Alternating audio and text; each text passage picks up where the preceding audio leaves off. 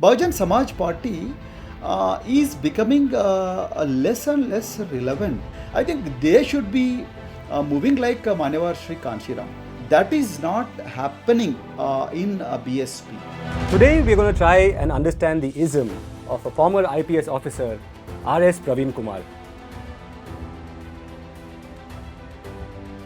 Do you agree? At least in reality, the SWAEROs are spread across the board. Are you that mastermind? While I was doing politics in BSP, there were SWAEROs in big positions in BRS as well. There were SWAEROs in Congress as well. So there were SWAEROs in BJP also. Politics definitely is a new subject for me, and then I'm learning. And what is helping me now is the foresight I had on the day when I took the decision to join Bahujan Samaj Party, and then and the foresight I've had on the day when I decided to leave Bahujan Samaj Party.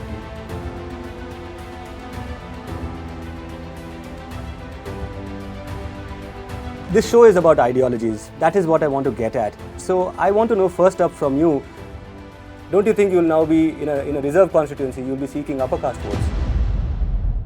Thank you so very much for asking this question. I must answer this question with all the sincerity and honesty. I think we have come a long way in the evolution of politics, particularly the scheduled caste and scheduled tribe reserved constituencies. The things have changed dramatically now. That's one of the most interesting things I've heard about reserve constituencies. You know, this is the first time I'm seeing somebody describing it like this and saying that things are changing and these constituencies are not to be taken for granted. The most influential ism in the country today appears to be Hindutva.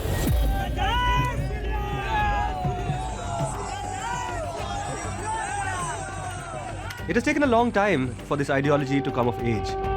But what happened to the other ideological movements that began in the early 20th century? The RSS will turn 100 years old next year, but so will the Communist Party of India.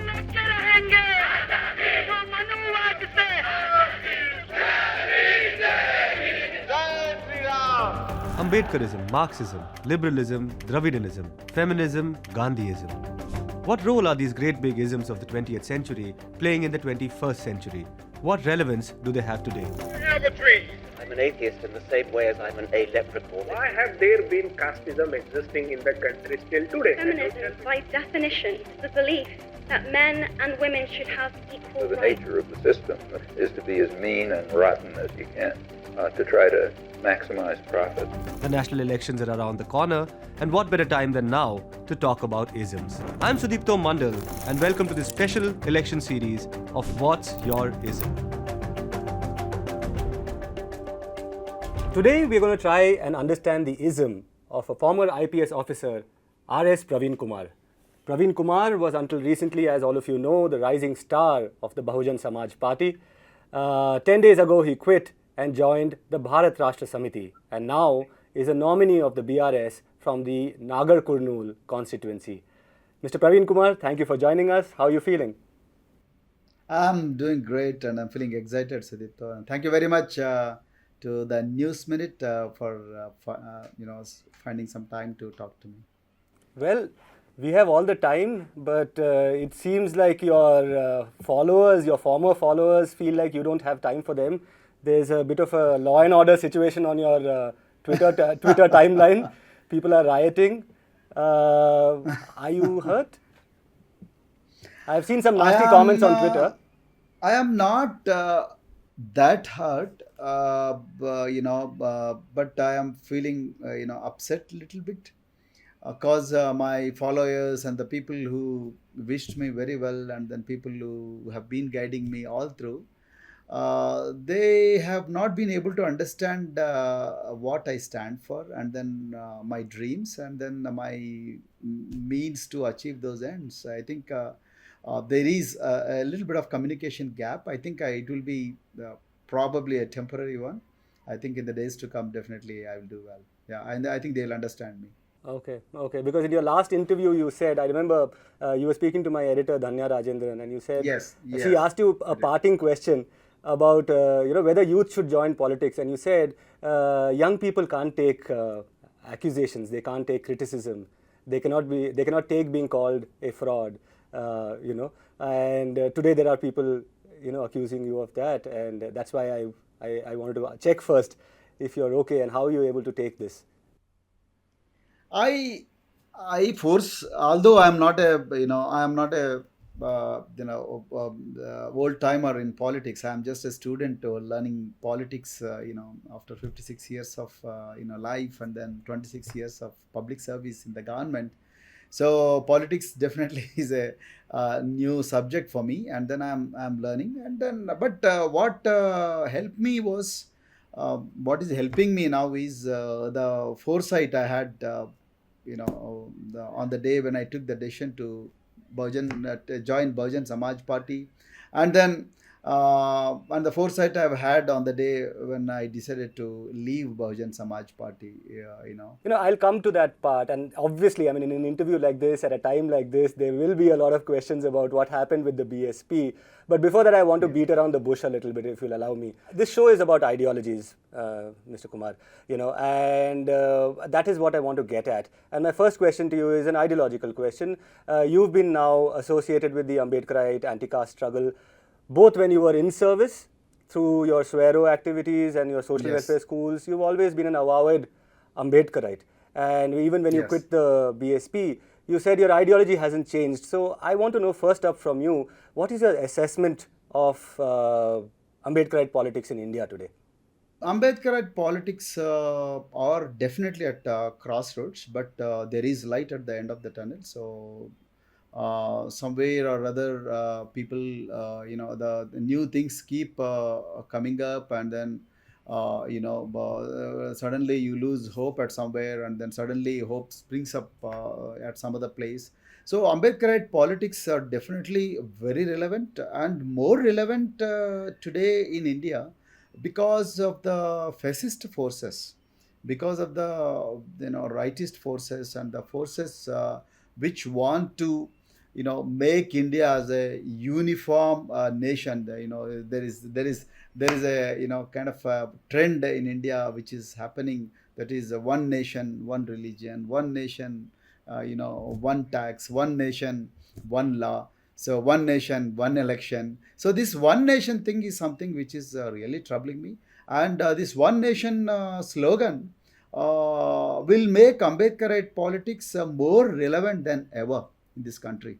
So that's why Ambedkarite politics have gained more relevance now, and people are desperately getting back to Ambedkar and trying to understand his thoughts on idea of caste, idea of India, idea of inclusion, idea of liberty, idea of justice, idea of fraternity, and idea of equality and equity. I think Ambedkar is more relevant than ever in this country today.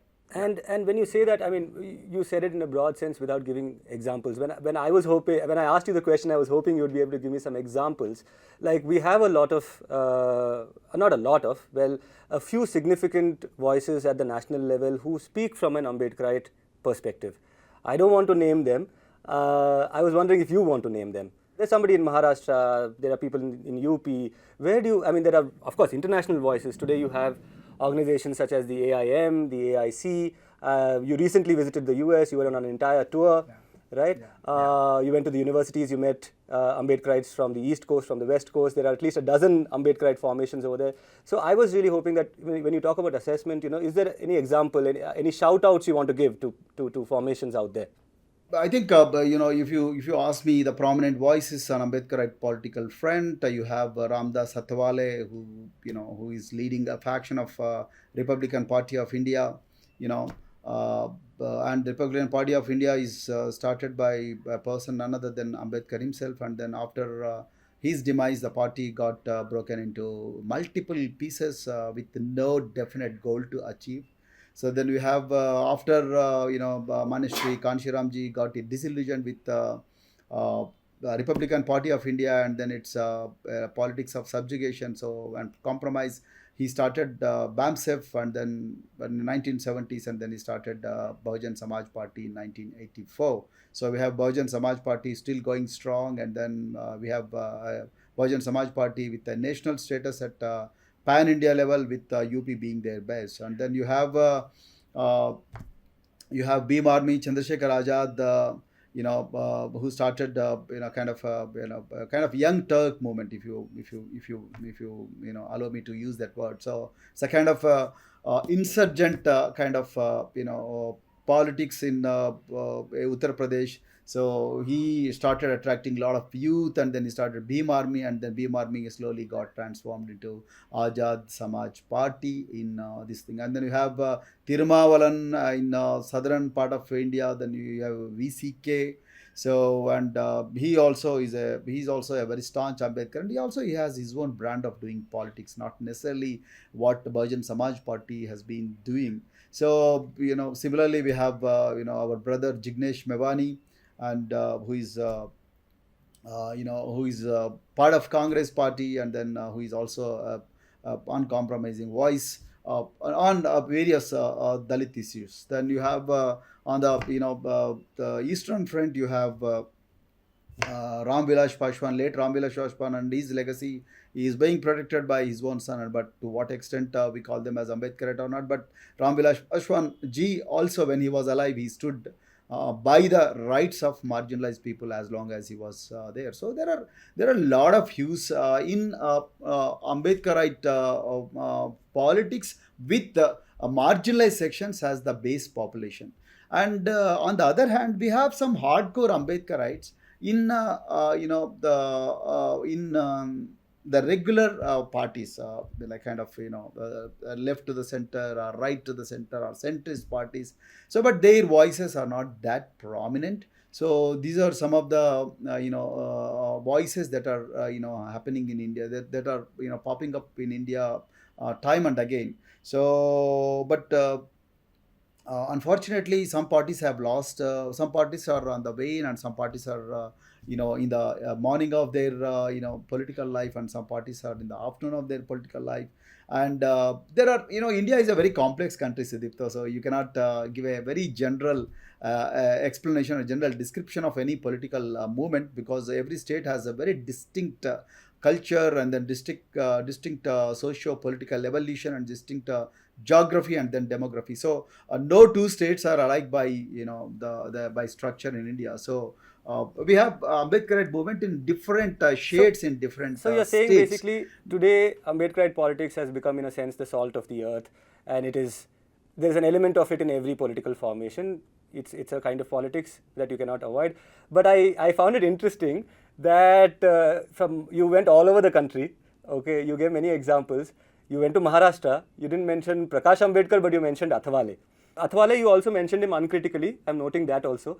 But my next question to you actually is about how things are aligned with all these leaders. I mean, I've been interacting with some of your supporters, with people. Very sad. Sorry to interrupt, but I was very eager to answer your question before you ended it. No. Because that has been nagging me, to be very honest with you. Sad part of Ambedkarite politics in this country today is they have no common minimum program. So although they are geographically separated, the evolution wise, they are at different parts in different stages of evolution.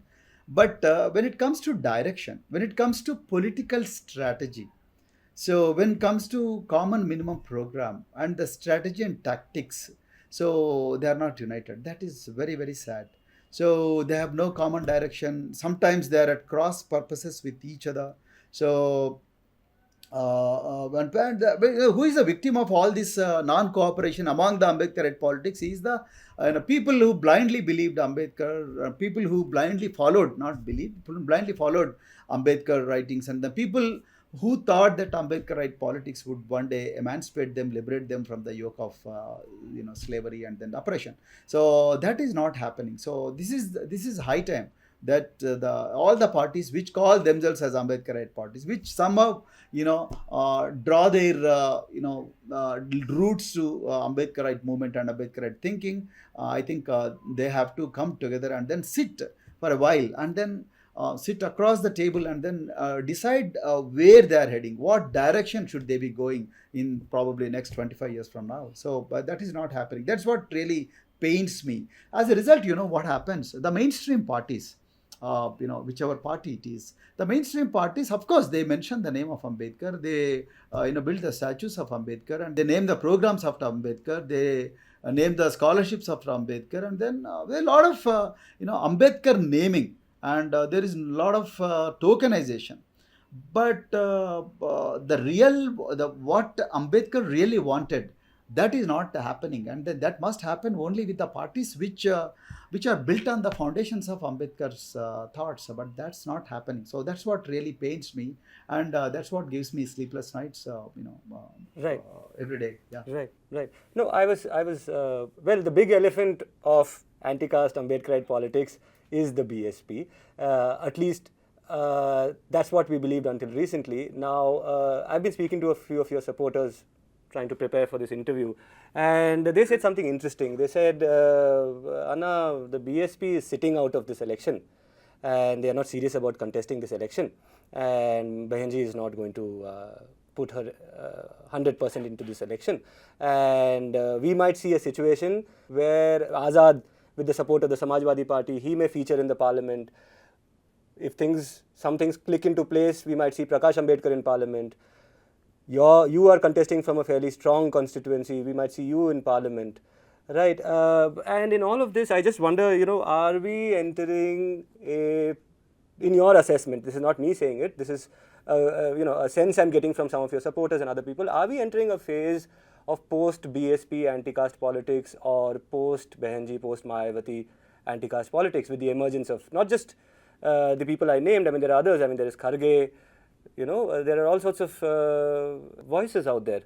Do you think that we are entering a post-Mayawati phase? I think it's too early to say that we are entering into a post-Mayawati phase. I think Behenji Kumari Mayawati is still relevant, because if you see the vote bank on which Bahujan Samaj Party is sitting is almost close to 13% in Uttar Pradesh. So, despite a series of debacles in Uttar Pradesh, Behenji Kumari Mayawati, her party has been able to, garner almost 12.8% of votes, is something which is phenomenal. Even Congress, with almost 120 years of, the experience, has not been able to get 2% of vote bank in Uttar Pradesh, which has been its bastion till in 1980s. But today, Behenji Kumari Mayawati, even though she is out of power for the last 13 years, but still she is able to sit on that vote bank. So we cannot say that we are entering into a post-Mayawati phase. But what really troubles me is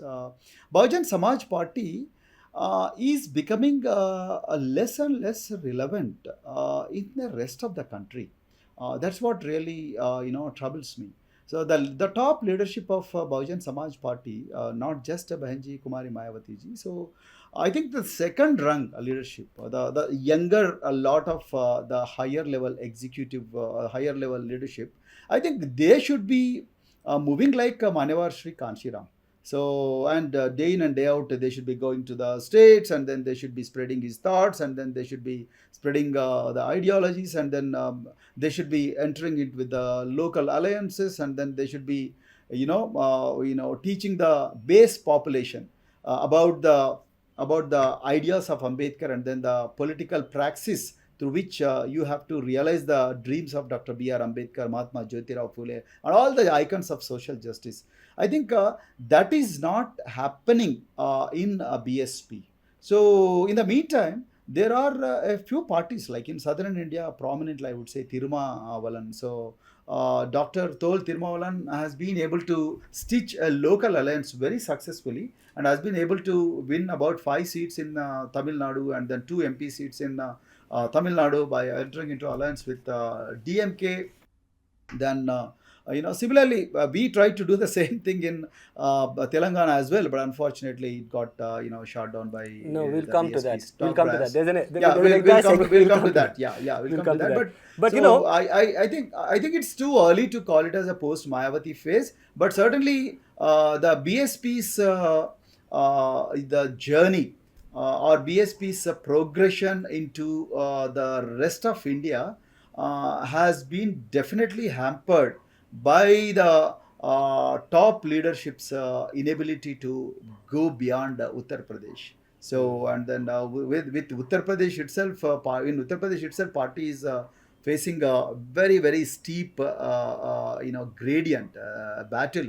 So which is really draining all the resources of the party.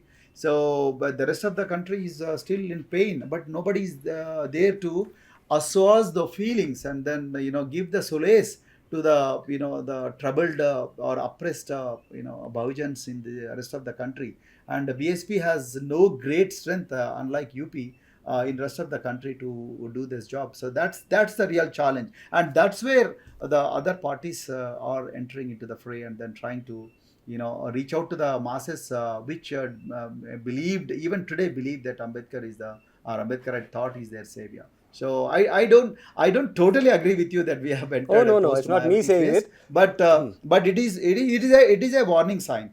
It is a warning sign. A red light is blinking on Bahujan Samaj Party. If you don't change your strategy, if you don't adapt yourself to the local conditions in the rest of the country, so you will end up as a Nokia mobile phone.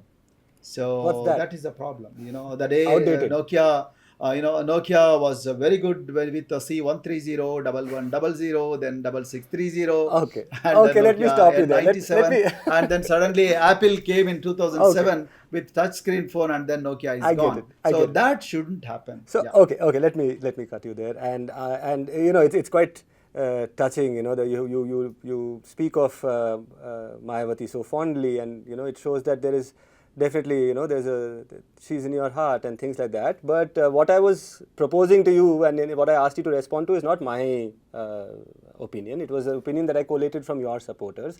Now I also spoke to BSP people, particularly in the north, in UP, and they were saying that wait for it, she might spring a surprise even now, which is that there may be a few seats in UP where the other opposition parties might actually step back and support Mayawati. Now, if that were to be true, and if we look at the worst case scenario for Praveen Kumar, let's say, or the other contestants, like where BSP lands up with about half a dozen seats, you are fighting in a seat which is said to be a BRS stronghold, but then you're up against somebody who is the son of a former MP.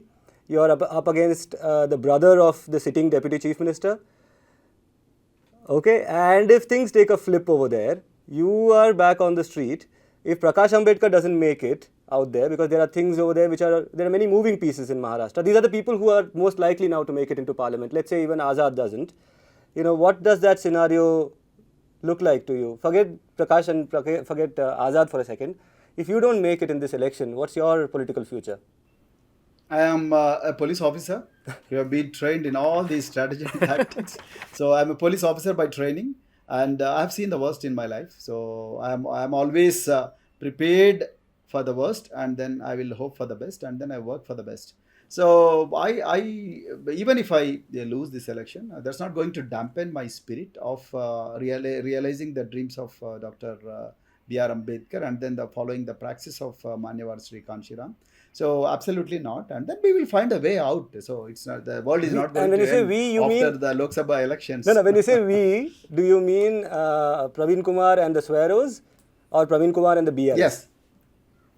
Both Praveen Kumar and SWAEROs, and then the platform in which I am currently part of. So we are not going to end our journey, and then we are going to find ways and means of as to how to make Ambedkarite thoughts relevant, and then how to make it very politically successful formula, and then also realize the dreams of Dr. B.R. Ambedkar on socio-economic, educational, and all other spaces. So I think I am hopeful that we will be able to make it through, and then I'll be very happy if Bahujan Samaj Party wins at least a couple of seats, or maybe 7-8 seats. With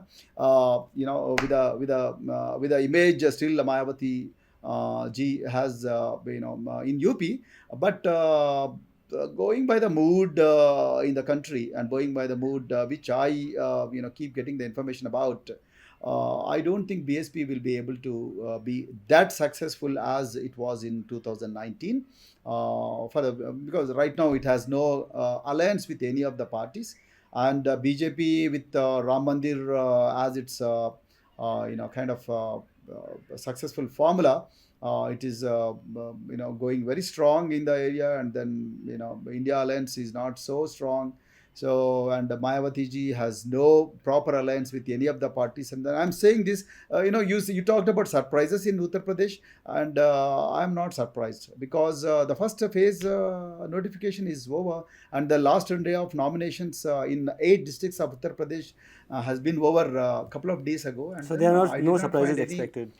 I did not find any alliance, talk on alliance in Uttar Pradesh. So I think Benji Kumari Mayawati ji is trying to go it alone, and then I think it's for the people of Uttar Pradesh to decide whether to make Ambedkarite politics relevant or not. But it will be very nice if we can see a few BSP MLAs, BSP MPs sitting in Parliament, and then if we are also, if we also win in southern India.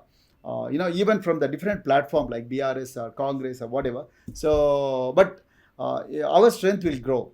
When people who believe in Ambedkarite and people who believe in Ambedkarite politics, our strength will grow, and then we can definitely fight for the protection of constitution, fight for the rights of these people, and fight for the future of the upcoming generations. Yeah. Now, I just, before I move on, I want to ask one quick theoretical question, okay? Because Yes. the one sentence that you uttered after you quit just kept ringing in my ears, which is that I will continue to follow Bahujan ideology. Now, Yes. that immediately led me to wonder, what does Bahujan constitute? Because it was a term coined by Kanshiram. It has a certain connotation in that time. It talked about the coming together of the oppressed communities. But today, I see, at least in the last 5-10 years, it has also come to mean non-Brahmin, right? Which means that minus the 1 or 2 or 3 communities right on top, the rest is Bahujan. Because the reason I say this is because I've heard Reddis, Kammas, Velamas, Tevars in some other part, Gaudas somewhere else, Tiyas in Kerala, referring to themselves as Bahujan, and now that you're in a party ruled by a person who belongs to the Velama community, who commands a lot of respect and support from that community, do you see Velama politics as Bahujan politics? I don't call it as Velama politics. I think it's very erroneous to call a party which has been responsible for birth of a state called Telangana after almost 20 years of serious struggle. It's very narrow and it's very unfair to call it as Velama politics. I think there have been Reddis, there have been Madigas, Malas, Banjaras, and BCs in huge numbers, Gauda, then Yadava, and all other people who have been part of this agitation. It just happened to be, KCR happened to be Velama by caste, and his identity was not the identity of the movement as such. So it's very unfair to say BRS as a Velama party. However, KCR happened to be a person from Velama community. That doesn't mean that, what is their, strength? I think more than 1 lakh, not more than 1 lakh population in the state of Telangana. So, but the entire Telangana movement was participated by entire, One can also say, we come from an identity movement. One can also say that the entire Telangana movement back from the days of the armed rebellion, the Telangana armed uprising, or the different agitations that have happened over the decades, over almost a century now, were against Velama hegemony, were against the Dora, were against the person... Well, against Doras. Against Doras, and Velamas and Reddis were the Doras. Yeah. Dora. Velamas particularly. Velamas, not all Velamas were Doras, Sudipto. So only a few landlords. So they were called as Doras, and then they were, basically the agents of Nizam in rural areas. So that's why they were called as Doras, and then they used to rule on behalf of Nizam in a rural part of Telangana, and then parts of Andhra Pradesh as well. So the entire separate Telangana armed struggle and entire separate particularly the entire Telangana armed struggle was against those landlords who controlled entire life in villages, both political life, economic life, and then social life. So the very rebellion of Telangana was against those Rudharas and of course partly Nizam. So you're saying basically, who was there. from what you're saying now, it seems like it was a class struggle and not an anti-caste struggle. Is that what you're saying? Because there was a certain caste of people which were in control of land, which were in control of resources. Absolutely. It was a class struggle. It was not a caste struggle. There were Reddis in Telangana armed struggle who were leading Telangana armed struggle. Ravi Narayan Reddy, many Reddis. I don't have too many names on that front. There were Reddis, liberal Reddis who believed in communist ideology. So they were leading Telangana, armed struggle against very Reddis who believed in feudal. Feudalism basically. So the feudal way of dealing with the things in the villages. So I think TRS cannot be called as a Velama party. TRS is a party of everybody. So I think that platform is going to go strong, and I don't have doubt about it. Yeah. Now we just talked about the nature of the BRS's politics, and you talked about how it is not a Velama party, but whatever kind of party it is, I'm also interested in the kind of politics RS Praveen Kumar is playing inside BRS, right? The last time you contested an election was the assembly election in Telangana, and you made a statement by contesting from a general constituency, right? And that's a very strong statement coming from an anti-caste. It has an entire history of anti-caste, sentiment, this thing of contesting from a general seat. And now, there's this, in Hyderabad, you're in Hyderabad, there's this saying, right, Mulla ki daur masjid tak, which is that you're stuck again back in a reserved seat. And there's a difference in the way you play politics in a reserved seat as opposed to how you wanted to play politics in a general seat. In the general seat, what you were saying is that you wanted to consolidate the masses, the oppressed masses, against a small minority of oppressors. Now, in a reserved seat, you're up against people from the oppressed communities, whatever they may be. They may be good people, bad people, whatever, but they are nevertheless SC, right? You're going to be competing against SCs for the vote of the general population. And the general population could include Reddis, Velamas, people whose interests do not coincide with the interest of the oppressed. This whole change in Praveen Kumar's politics from seeking Bahujan votes, don't you think you'll now be in a reserve constituency, you'll be seeking upper caste votes? No, I'll be seeking everybody's votes, not just. No, of course. No. But the pathology, the tragedy of a SC, ST reserved constituency is that the candidate who wins from that, and this is an old reality of reserved constituency politics, which is that the candidate is always a consensus candidate of the upper caste. The least problematic person who threatens the upper caste least is the person who is agreeable to them, and that's why they elect them. How does that affect you now? Very good question. Thank you so very much for asking this question. I think I must answer this question with all the sincerity and honesty. Yeah. So you're right. In those days, in olden days, people wanted, the yes men, and then there people who can do their bidding, and then people who can talk on their behalf, and then people who can listen to them, basically listen in inverted commas and then the quotes. So, but the things have changed dramatically now. Most of the places, not all the places. I think it's again evolution.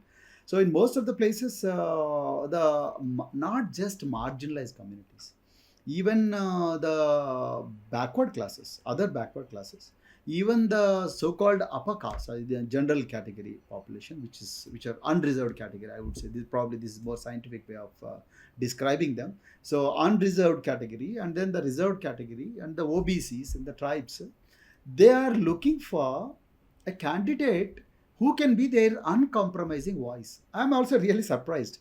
They are not looking for somebody who can always prostrate before a master just to become an MLA or just to become an MP. No, they are not looking for such candidates. They are looking for a candidate who can be their voice in the constitutional bodies, be it an assembly or be it a parliament. So that way, I think we have come a long way in the evolution of politics, particularly the scheduled caste and scheduled tribe reserved constituencies. More and more educated people are joining the fray, and the electorate is preferring educated people to the illiterate, innocent, and yes men who used to be, the trend in late 80s and then late 90s. But today, in this millennial generation and this 21st century, I think the awareness levels have become certainly high thanks to the technology, and then thanks to social media, thanks to free internet, and thanks to higher per capita incomes, and then thanks to awareness about the rights, and thanks to the lot of movements that are happening on technology front, and then in the social media space. I think people are preferring a good candidate over the illiterate and then the submissive candidate. So then the unreserved category, who have generally speaking, who have more control over the resources, more control over the the politics in the villages, and then politics in the assembly constituencies, are left with no choice. For example, if you take my Nagar Karnal constituency, for example, so the guy who is pitched against me from BJP is an MBA, and another guy from Congress is also a doctor. So, and you only said he's a brother of a chief minister, a deputy chief minister, and the other guy is a son of a former minister. No, and, not just a former Praveen minister. Kumar. No, sir, not just a former minister. He was in the BRS, sitting MP Sitting from the MP, BRS. yeah. then- Sitting MP, I'm sorry, sitting MP. And Praveen Kumar has been an IPS officer for 26 years, and then has been a leader of Bahujan Samaj Party till recently. So if they have to, it's a very difficult choice, for the people to make. But however, I'm hoping that because of my track record, in my earlier avatar as a social welfare secretary, and earlier avatar as Bahujan Samaj Party, and then earlier avatar as a fighter for the rights of most marginalized people ever since I joined politics, I think I'm hoping that people would vote me into parliament. That's a hope with which I'm working. But the general feeling about impression about this reserved constituencies, I think we need to slowly change our opinion about that's one of the these most interesting things I've heard about reserve constituencies. This is the first time I'm seeing somebody describing it like this and saying that things are changing and these constituencies are not to be taken for granted. Is that what you're saying? Absolutely. That's the reason why I am exhorting all the youth of marginalized communities. Please do join politics. If you may have an IPS officer, you may an IAS officer, you may be a doctor, a lawyer, but do keep politics as a very good option. An option which can transform not just the country, but your community as well. So transforming a community leads to transformation of a country. So if you can't transform your community, you can't transform the country. That's what my belief is. Yeah. Politics needs two things. One is ideology, the other is strategy. Yes. Yeah.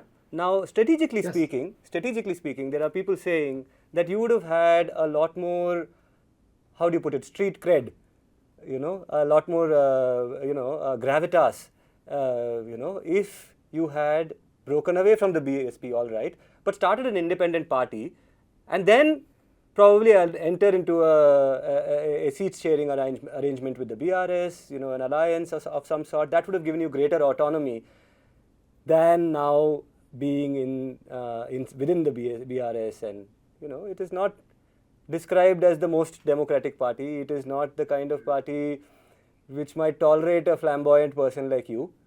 So, do you think it would have been a better strategy to have a separate, like SWAEROs could have become a party, you think? I think it is too early for SWAEROs to become a party. SWAERO is basically a cultural movement, a movement which is built on the foundations of self-respect and identity and a brighter future. So I think SWAEROs, it takes a lot of time for SWAEROs to come independently into politics. But however, the question that you have asked is, was it, would it have been a better strategy? Wouldn't be a better strategy to start a new party? I think it's very tempting to start a new party. There are probably lakhs of parties in this country, but not every party is very successful, and the party requires a lot of resources. Party requires lot of time to go to people, and then the very evolution into a very good party takes sometimes a decade. Right now, I don't have that much time, Sudipto, although it's a very tempting option. So I think BRS is quite democratic enough to give space to a person who believes in Bahujan ideology. The day that's a very conscious choice I have made by joining while joining Bharat Rashtra Samiti. I didn't join Congress. I didn't join Bharatiya Janata Party. I joined Bharata Rashtra Samiti only for one reason, that their actions in the last 10 years have been towards secularism. During their time, our Telangana did not face any communal clashes, and their actions were towards emancipation of marginalized communities to a greater extent, be it residential schools in huge numbers. It's a national model. So be it the various schemes. I'm not going into the details of the schemes on a broader front, a bird's eye view. So I think BRS is a platform. Definitely, it's going to give me a lot of space. They tolerated me as a SWAERO, as a head of the department, while I was preaching Ambedkarism. Then while I was preaching the thoughts of Jyotirao Phule, then all other icons of social justice in residential schools. This system tolerated me. They never objected to this kind of preachings. So they gave me a lot of freedom. I think same freedom I'll get in Bharata Rashtra Samiti as well. And then for me, Bahujan Wad and Telangana Wad, they are no way different. Telangana struggle came into fore only when people realized that they are being plundered. They are being taken for a ride by dominant Andhra rulers. So for ages. Then Bahujan Samaj Party, Bahujan politics came into fore only after people like Manishri Kanshiram, then others realized that this is not the way. Vote hamara, Raj tumhara, nahi chalega. So we have been voting, but we have not been getting share in the power. So, and that is how Bahujan politics evolved. So in both the ideologies and both the streams, the common element is oppression. So I think both have a common space. I think KCRG will not make that mistake of suppressing Bahujan Wad as a subset of Telangana ideology. Yeah, I found it fascinating that this is probably the first time you have given him credit for not interfering with your work when you were the social welfare secretary. Because I remember the last interview you gave to Dhanya, she asked you about KCR and things like that, and you said, well, in the entire period that I was there in that department, I might have met him some 4-5 times, and we had very little interaction. So it's interesting that now you're giving some credit to him for allowing you. I'm still standing by the word, but I said there was no interference, and then I have been allowed to do. But as a politician, I have fought against the BRS government in those days because of TSPSC, Telangana State Public Service Commission, paper leakage scandals or whatever. So that as an opposition party leader, you have to be the voice of people, right? So you have no choice. Whoever is in power, you have to be the voice of people and then face the power center. Yeah. Right. No, we'll move from this and get into this talk that among Dalit Bahujans on social media, I've been speaking to some people in these WhatsApp groups and all that, they're describing Praveen Kumar as a mastermind. Okay. And the reason they say this is that with reference to the SWAERO. Okay. They say that when you joined the BSP, I believe, the SWAEROs did not flock en masse into the BSP, although they were completely loyal to you.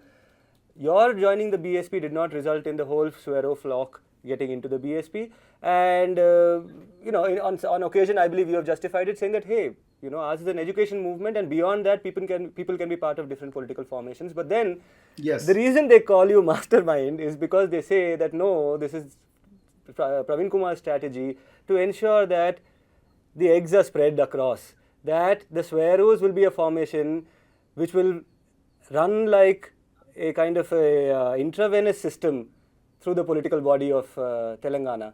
Do you agree? At least in reality, the SWAEROs are spread across the board. Are you that mastermind? Yes. Is that your design? The very SWAERO, I am not the mastermind, so I'm not the only one who is part of evolution of SWAERO ideology. But SWAEROs strongly believe in their commandments. There are 10 self-affirmations. One is I am not inferior to anyone. Second is I shall be the leader wherever I am. So, and I shall do what I love and be different. And then I shall neither beg nor cheat. I shall always think big and aim high. I shall repay what I borrow. So, and I shall never give up. There are like 10 commandments. So, SWAEROs always believe in those commandments. Whether they are in BJP, whether they are in BRS, whether they are in Congress, or whether they are in any entity for that matter, SWAEROs always try to be in leadership positions. And then I think I have never asked any SWAERO to follow me blindly. I think that is my strength. I have never asked them to follow me blindly. I have never asked them to come and then help me irrespective of their ideology. No. Whoever believed me blindly, and then whoever believed in my path, whoever believed in my capabilities, only they have joined me when I joined BSP. But there were SWAEROs while I was doing politics in BSP. There were SWAEROs in big positions in BRS as well. There were SWAEROs in Congress as well. So there were SWAEROs in BJP also. So I don't restrict. I don't say that look, there is only one option, that is Praveen Kumar. No. I'm the last person to say that. However, but wherever you are, be the best. Wherever you are, know the roots. Wherever you are, get back to the roots and then bring them up. Emancipate. And so as Dengjo. And wherever you are, be anti-caste? Ambedkarite? Of course, yes. Yeah. So, for me, I mean, this is one thing I think I should, you say that you are not the only person responsible for the growth of the SWAERO. Whoever is, for any person who follows the anti-caste politics or is an ideologue, the existence of an organization like this is very exciting, right? Which is that it is like a progressive RSS kind of formation, in which, and I don't mean this in any negative sense, obviously. I mean it in the sense that you will find RSS-minded people in every political party today, and it is said that Nagpur controls not just one political party but multiple political parties, because that's how they have fed these people into the parties. And to that extent, if there's a progressive force of the same nature, it can only probably create good. So to that extent, congratulations on your... I only wish that your words come true. I think they will come true. You're absolutely right. I want, SWAEROs is already spreading like a wildfire in the entire country. So I don't want to give details, but SWAEROs always, SWAERO ideology is built on self-liberation. You don't have to look up to an authority to liberate you. You have to liberate your own. You have to liberate on your own. You have to break chains on your own. And you have to think beyond what is visible, beyond infinity, and defy the gravity. So that is how SWAEROs think. And then fortunately, the SWAERO ideology is taking shape in the most marginalized sections of this country. Scheduled castes, scheduled tribes. And this is the ideology that is need of the hour for all marginalized sections in this country. It is going beyond Ambedkarism.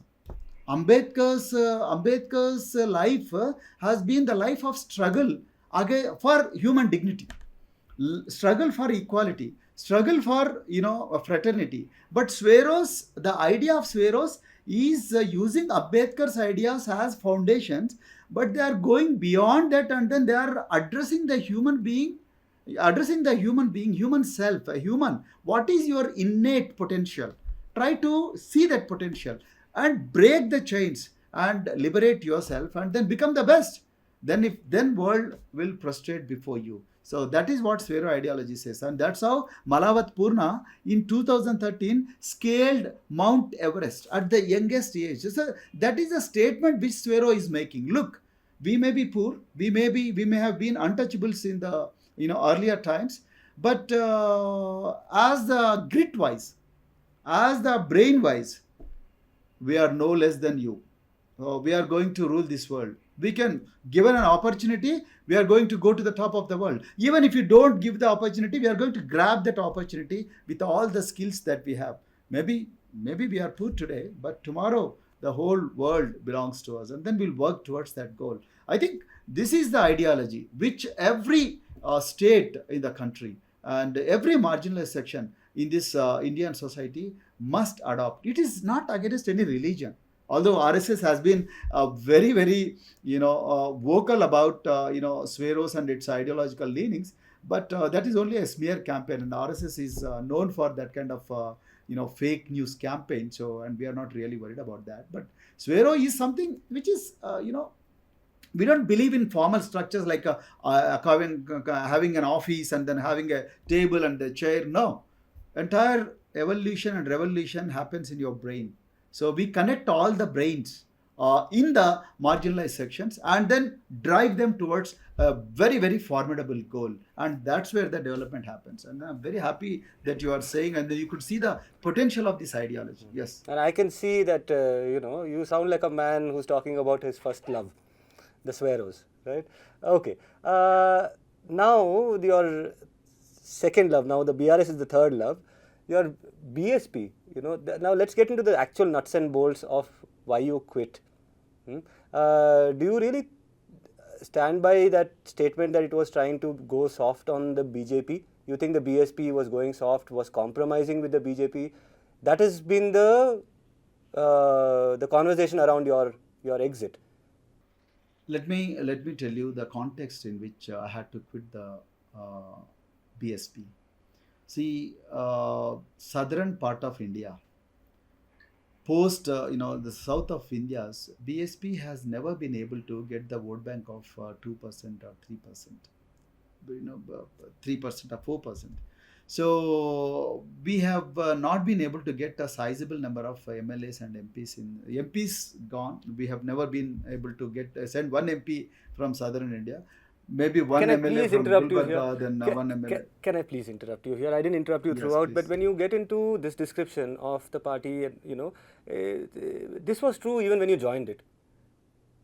Whatever you're saying is true when you joined it. What happened when you quit? Did you think that, I have not heard you say it yet. I'm still looking for some quotes, if there are some quotes out there, but your followers have been very clear about the fact that we quit because the BSP was not okay with the alliance with the BRS. It did not want us to go so hard in the elections.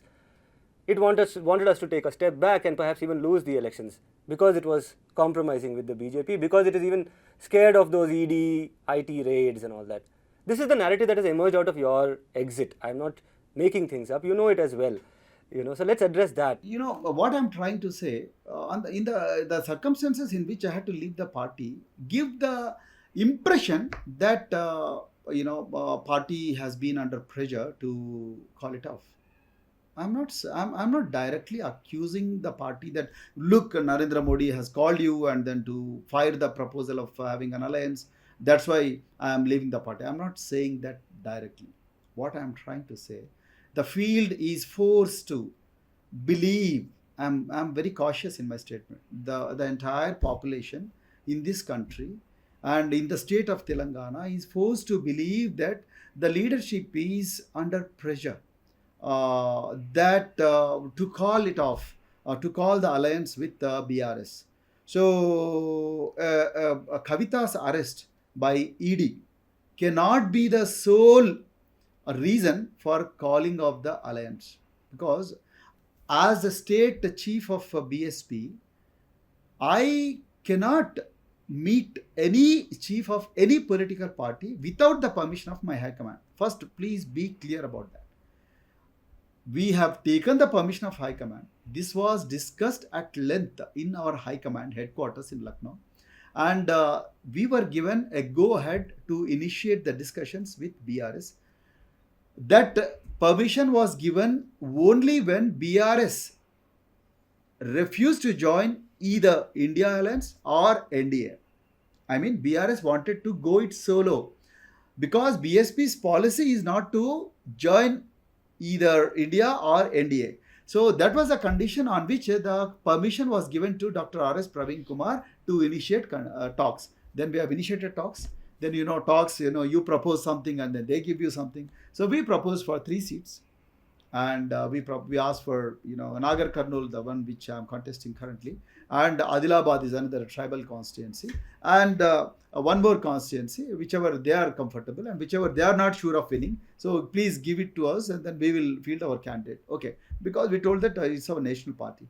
So initially, we met their second-rank leaders and third-rank leaders, and once the atmosphere was ripe enough, then we informed the High Command and then joined, a discussion with the KCRG.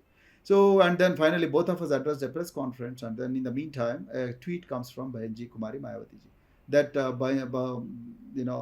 BSP is not in alliance with any of the parties in the country. So, fake news of third front is really a fake news, and then there is nothing like third front. So we are going solo in the entire country. That's what the tweet said. Immediately the same evening, we called our headquarters through our national coordinator central coordinator, and then we got it clarified that Telangana has been exempted from the national policy. To that point, we have really very good clarity. Then after that, the talks went ahead, and then our central coordinator flew down from Karnataka to Hyderabad, and then three of us, we went to KCRG, and then we spoke to him, and then again we requested for 3, and then he settled at 2, and finally we came back, and then we spoke to BAMSEF, we spoke to top leadership, and then our entire state committee has approved the proposal and everything. Then finally the matter was communicated to Bahujan Kumari Mayawati garu, and then Bahujan said, yes, go ahead, but lado aur jeet ke aa jao. Okay, good. So after that, we on 15th March, on the day of Manishri Kanshiram's birthday and beginning of Bhim Diksha, I declared to the entire world through my tweet that Bahujan Kumari Mayawati ji has approved, and we are going to go with BRS this time in alliance, and then we are fighting at 2 seats, and they are fighting at 15 seats. Good. And BRS also, they gave a press statement, or fine. And evening at 5 p.m., Kalvakuntla Kavita gets arrested by ED. And 16th morning, we get a call from High Command, and High Command says BRS is a Bhrashtachar party. So, and then we don't want to align with this Bhrashtachar party anymore. So that's why call it off. So I said, but we knew this already. We knew this before, right? So when you gave us permission to deal with this party, and then by then, Kalvakuntla Kavita's name has been popping up in so-called Delhi liquor scam for the last 1 year. So, and BJP leaders have been making statements against her, and then all political parties have been making statements. And her name was popping up in press time and again. So, and then it has been in everybody's knowledge. And suddenly, how come you find BRS as Bhrashtachar party just because its leader's daughter has been arrested, and then even BSP also has been accused of scandals for no reason. For no reason, when Bahujan Kumari Mayawati ji was chief minister, and then Taj corridor and this scam, that scam, even those allegations also have been leveled against BSP. So it has become a common thing in India to accuse the rival political parties of some scandal, this scandal or that scandal, and then throw some mud on them, and then use agencies like ED and CBI to trouble them and then subjugate them, arm twist them to achieve their political ends. Then I asked them, what is so new about this thing? What is so surprising about Kalvakuntla Kavita's arrest? So I don't think we are taking a right decision. And then again, the decision has been forced upon me. And I said, party high command's decision is to call the alliance off and address a press conference and tell the world that we are going to go solo in Telangana parliament elections. Then I told, so since you are so worried about the image of the party, and since you are so worried about the image of the supreme leader of the party, so I don't want to spoil your image. I am leaving the party for good, and then for your sake, and then for my sake. So I don't want to, because see, I have defended there was a lot of media backlash when I entered into alliance with BRS. So, but I defended our party's stand against the background of Kanshiram's politics.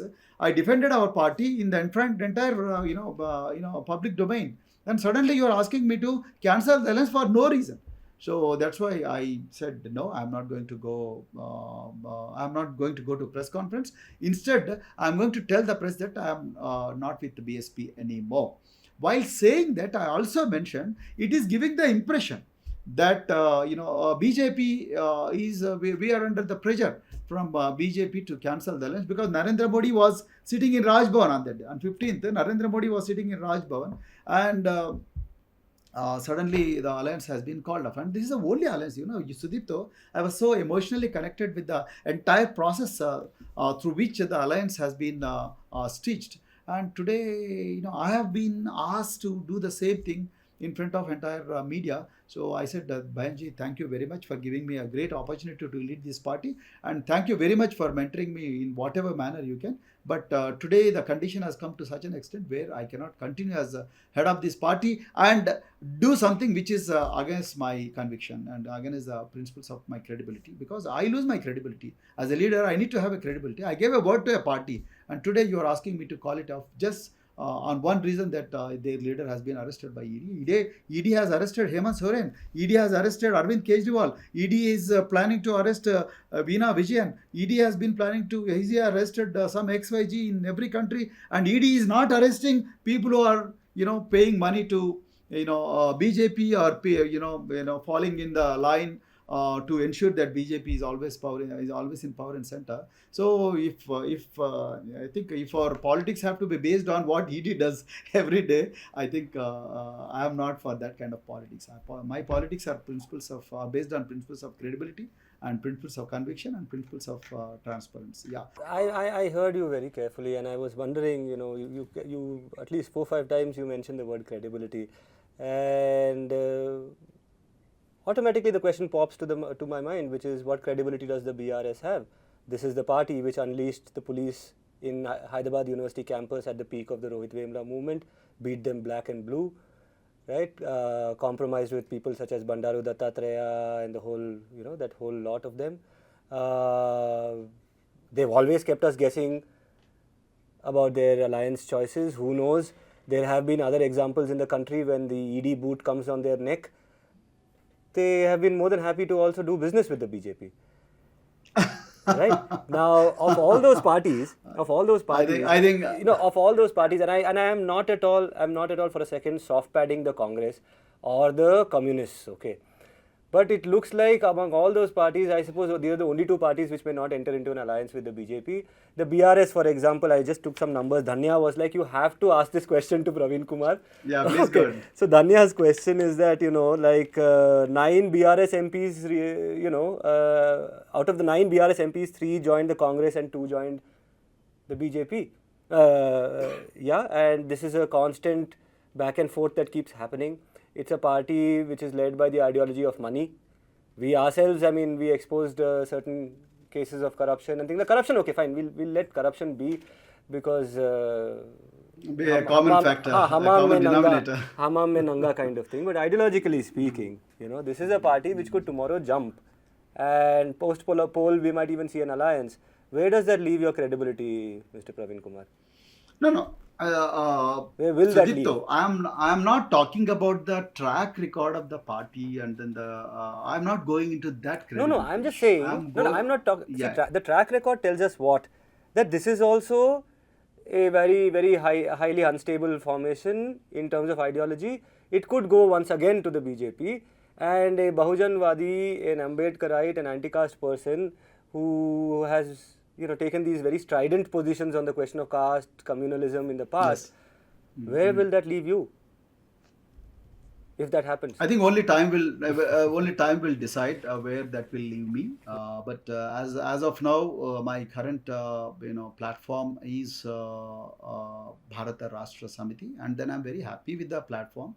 And I'm getting a lot of good vibes, like you have rightly said. A lot of people are leaving the party in the search of greener pastures, but I don't think I should be doing that, and that's where the credibility comes into picture, because I gave a word to party, irrespective of what Bahujan Kumari Mayawati says.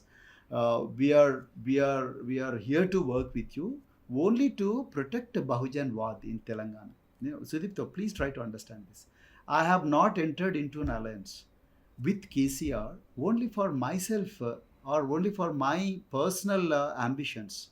So I have entered into an alliance with KCR only to protect Bahujan Wad and make it more relevant, make the voices of Bahujans heard in Bahujans of Telangana heard in Parliament of this country. That was my intention. So, and I'm happy with the platform. And then KCR was gracious enough to give me that opportunity to, find space in that party, and then find space for many people who followed me to the when I joined the party. And then I think definitely it's going to be a very good, decision in the days to come. But as you rightly said, when BRS takes, if at all, I don't think that will any day come, because if you go by the track record of Mr. KCR, and then the way he fought for Telangana, the way he worked out, at a very constitutional level to create a state of Telangana, and then lay a solid foundation for a stronger Telangana. I don't think KCR will make the folly of aligning with BJP at the cost of losing people of Telangana. And the people of Telangana generally, they don't appreciate this kind of communal and then fascist politics. So, and then they have never given BJP space beyond what they deserve. Yeah. Now, I mean, this is my might be my last question, and in this I want to do. I found a very interesting description, and this is a result of conversations that I've been having with people in the movement. I was speaking to Suraj Engde, and he was talking about how can you underestimate the BSP, and both of us were talking about our experiences of covering or following the party, and it is after talking to him that I was reminded that yes, actually wherever I've gone in India reporting, I have found that there are three fundamental pillars at the grassroots of Indian politics.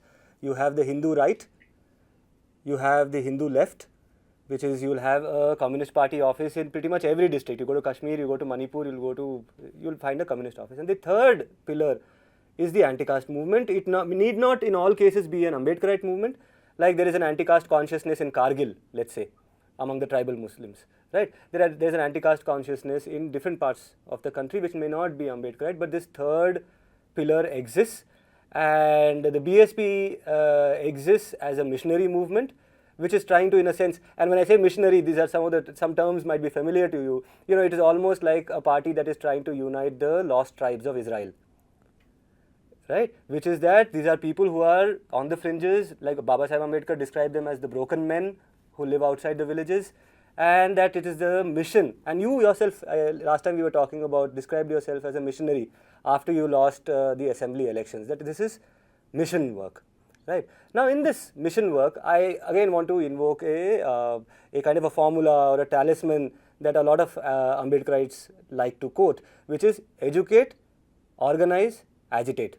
Now what if I put to you that given the present condition in India, a party like the BSP, which does not have 1,400 to 1,300 crores like the BRS, which came in through electoral bonds, like the TMC, like the Congress, it has a small kitty which it has to use for the benefit of a very large population, and right now it is biding its time, waiting for the time to strike. Right now it is following two formulas, which is educate and organize. The time for agitation will come, and there will be a time when when the opportune time arrives, the strike will happen. I mean, there is that entire narrative about the BSP, right? That it is today in education and organizing mode, and that is not untrue. Okay, wherever I have gone in district level, if I went to Chhattisgarh to cover the election, the BSP is a non-entity over there. But when I wanted to get a counter narrative about Baghel, who did I go to? I went to the BSP people, on small office, a small group of people ideologically committed, right? So, how do you respond to all of this? I went into a monologue, I'm sorry. What do you say about this? Yeah, you seem to be a die-hard optimist, and then I'm no, I'm not an optimist. I'm just sharing something that somebody said to me. I'm having a bunch of discussions with anti-caste people. I think I wish what all you have said just now to be true, which is partly true and partly false as well. So it is true because the cadres of BSP realize that education and organization are very, very important. Like, Lord Gautam Buddha said Sangha. So Sangha is nothing but organizing. organizing, and education, gnanam. You have to give that gnanam, the knowledge you have to give to people. So most of the BSP cadres across the country, both the south of India and north of India, they realize that this education and organization is very important. What is really, disappointing to me personally is the leadership. I'm not just talking about the Bahenji alone, but general leadership is not into the, is not realizing the importance of education. That's where the people like Chandrasekhar Azad and, all other people have come into picture. It's very comfortable, and then it's very easy to say that, look, we are a missionary party, then we have to be continuously educating people and then organizing them and then wait for our time. Sudipto, my understanding is, unless we consciously work for that moment will never come. So mere education, mere organizing won't help. We have to make them realize that they have to fight for power. That fighting spirit has been unfortunately lacking in Bahujan brand of politics, post 2012. I repeat, post 2012, the fighting spirit of Bahujan Samaj Party's politics. Bahenji, and I think it is very unfair to blame Bahenji Kumari Mayawati for this. We have to blame ourselves. Yeah, her time is over. Her best time has been over. So I think it is very unfair for this generation to ask Bahenji to come onto the streets at the age of 69 or 70 and then fight for the rights of most marginalized in this country, whose percentage is about 25 to 30, so, or maybe 80. So it is not correct. The responsibility of that agitating must be taken by the younger generation. Unfortunately, nobody is trying to organize that younger generation. That's why we started the SWAERO's network, not on a political front, to be very honest. There is a huge vacuum in the country to organize that younger generation, to educate, organize, and then ensure that they agitate for their rights. Agitate for political power. Dr. B.R. Ambedkar said political power is the master key. Once you go to the chair, you can ensure the directive principles of state policy and the fundamental rights. Everything is implemented in toto to the best of the, best extent. But that is not happening. Younger generation is totally disconnected. Why is it we are not organizing the younger generation? Since we are not organizing them, all the exploitative parties, I don't want to name them, all the parties which are responsible for the dire conditions of marginalized sections in this country are exploiting these youth and then driving them in a different direction. That is a danger sign for the country. You will have, at the end of the day, maybe after 30 years from now, maybe after 50 years from now, if we don't change our strategy and tactics, rich will become ultra rich and poor will become ultra poor, and poor will never know who is exploiting them, and they will never be able to see each other. And this is going to be a huge problem, and then the fault lines will be very, very deeper, and there will be a civil war in this country. So that's my fear. So I don't want that to happen. Then by the time you realize that you have lost so much in this life and in this journey, in this very country in which you are born, you are Mool Nivasi of this country, and you lost everything, and the 1% is enjoying at your expense, and when the day you realize, and then if you don't have any political entity to drive you towards the power, I think you are lost. I don't want that dismemberment of disintegration and dismemberment of a body, anti-caste movement. So that I don't want that to happen. We are a majority. We are 99%, and we can't afford to. And we have the luxury of so many people sacrificing their valuable lives for emancipation, for social justice, for justice, equality, liberty, fraternity, knowledge. All that goes down the drain if you don't organize, educate and agitate. So, and agitate, when I say agitate, it's not just going to the roads and then shouting slogans and getting hit by, lathis of policemen. No, that is not agitation. You have to ensure, either to election politics or otherwise, non-electoral politics. Everywhere you have to show your power. So then only you, as a collective power, then only your interests will be protected. Otherwise, otherwise you will be a refugee in your own motherland. That is my, that is my fear, which gives me sleepless nights. Yeah. You will be a refugee in your own country if you don't agitate. Yeah. Yes. R.S. Praveen Kumar and his ism. Some of you might have agreed with him, some of you might have disagreed, but the message he wants to leave you with is that education and organization is not the only route to emancipation, that agitation is also a path that you should tread. And like I said, you might have agreed or disagreed with him, but that was Praveen Kumar and his ism. I hope listening to him gave you a sense of your ism and where you stand. Until next time, I'm Sudipto Mondal, and that was R.S. Praveen Kumar.